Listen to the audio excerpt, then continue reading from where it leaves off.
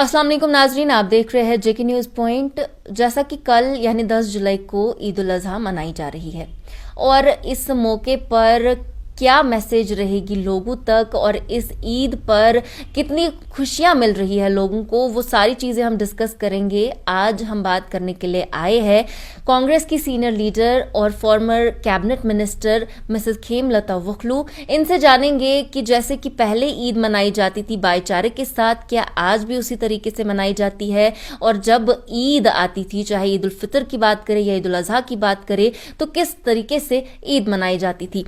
तो मैम बहुत बहुत शुक्रिया आपका, आप हमारे साथ जुड़ी और अपना कीमती वक्त हमें दिया। जैसा कि ईद उल अजहा आने वाली है, आप पहले से कश्मीर में रह रही है, हमेशा ही। तो जैसा कि पहले ईद उल अजहा या ईद उल फितर या मुसलमानों का कोई भी फेस्टिवल या हिंदुओं का कोई भी फेस्टिवल आता था तो बिल्कुल भाईचारे से मनाया जाता था।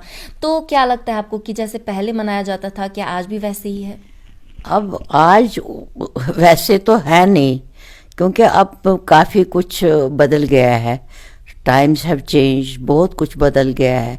मगर मुझे याद आ रहा है, अपने बचपन की बात आ रही है कि जिस मोहल्ले में हम रहते थे, इर्द गिर्द सारे जितने भी लोग रहते थे ईद मनाने वाले, ईद मना लेते थे।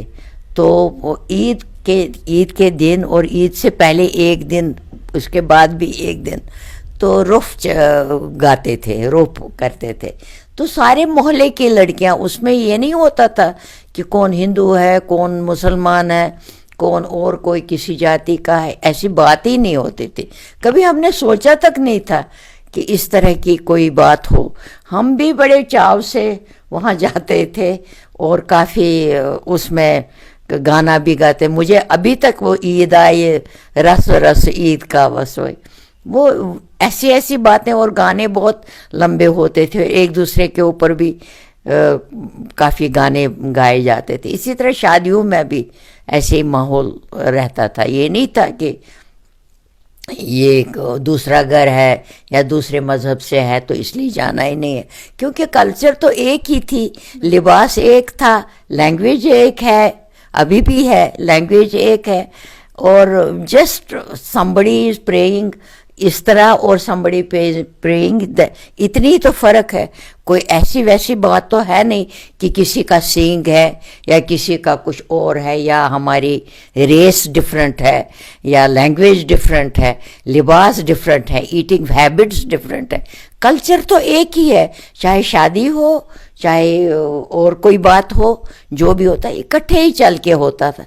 अब ज़रा ये बातें ज़रा खल रही हैं कि वो चीज़ रही नहीं जो भाईचारा होना चाहिए और जो होता रहा है यहाँ सदियों से।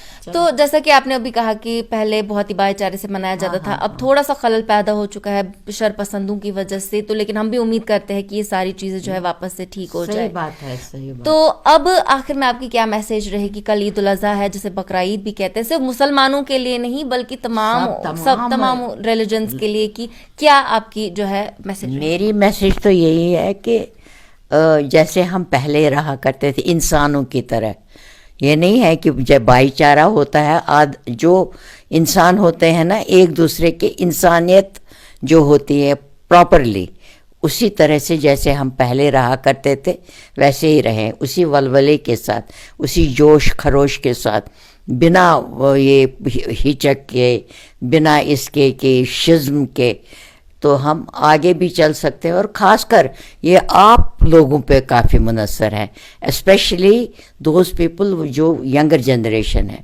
बहुत बहुत शुक्रिया मैम हमारे साथ बात करने के लिए। तो हमारे साथ कांग्रेस की सीनियर लीडर और फॉर्मर कैबिनेट मिनिस्टर खेमलता वकलू जी थी, जिन्होंने बहुत ही अच्छी मैसेज भी दी और ईद पर सबको मुबारकबाद भी पेश की। देखते रहिए जेके न्यूज़ पॉइंट।